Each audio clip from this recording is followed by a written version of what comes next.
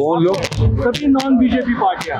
तो हाँ, ये सारे मकसद जो कॉमन है उसके लिए देखिए, आप सब जानते हो, मुल्क हो या रियासत जम्मू कश्मीर हो, पहला मकसद है कि डिवाइसिव कम्युनल फोर्सेस को अपने ऊपर हावी नहीं होने देना।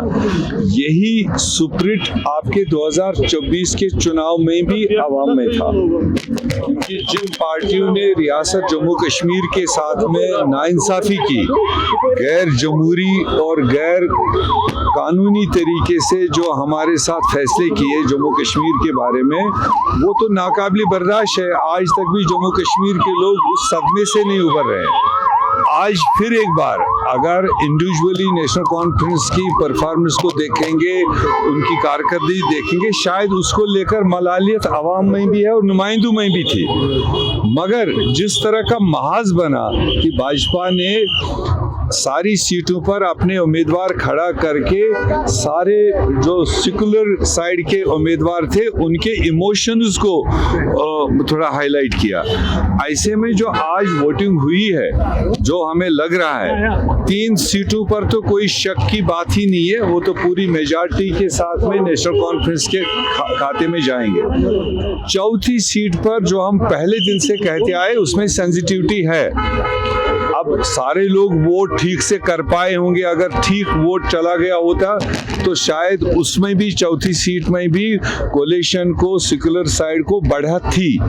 मगर हमें पता चला कि शायद एक आध को मिस्टेक भी हुई होगी, जो नए मेंबरान है उनको जिस तरह का वोट करना चाहिए था उसमें एक टेक्निकल मिस्टेक भी हुई होगी।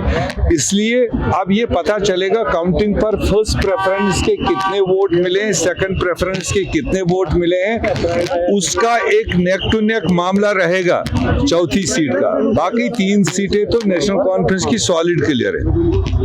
और बताइए, आज एक ही प्लेटफॉर्म में नॉन बीजेपी पार्टियां दी, आपको नहीं लगता कि स्टेट फूड बाकी मामला उनके लिए भी तो आना चाहिए। हमने बीच में भी ये कहा है कि जिस मेजर पार्टी को सबसे बड़ा मैंडेट मिला, जिनके हाथ में क़यादत है, उनको ये पीछे साल भर से ओथ लेने के बाद ही तमाम like minded parties, secular parties को इकट्ठा लेना चाहिए था और एक महाज बनाना चाहिए था, एक डेलीगेशन बनाना चाहिए था, दिल्ली का दौर करना चाहिए था, ताकि दिल्ली पर प्रेशर बनता।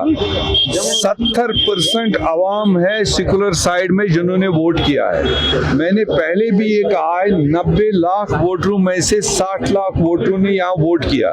60 लाख वोटरों में से 15.25 लाख बीजेपी और उनके अलाइज को गए हैं और 45 लाख वोटरों ने इसलिए वोट किया सेकुलर साइड में, चाहे नेशनल कॉन्फ्रेंस हो, कांग्रेस हो, पीडीपी हो एंड अदर्स हो।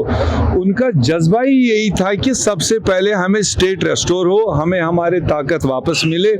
इस चीज की पहल नेशनल कॉन्फ्रेंस या उमर साहब को बहुत पहले से करना चाहिए था। आज 1 साल के बाद भी हम शाबाशी उन लोगों को देंगे, चाहे वो एक फर्द वाली पार्टी है, चाहे इंडिपेंडेंट है, चाहे कांग्रेस है, पीडीपी है, नेशनल है, एक प्लेटफॉर्म पर इसीलिए आए कि भाजपा को इस जरिए भी हम सबक सिखाएं। और ये अपना जो जज्बा है वो स्टेटहुड के खातिर ही है। ये वोटिंग भी समझो आप, इसमें स्टेटहुड ही दिखाई देगा।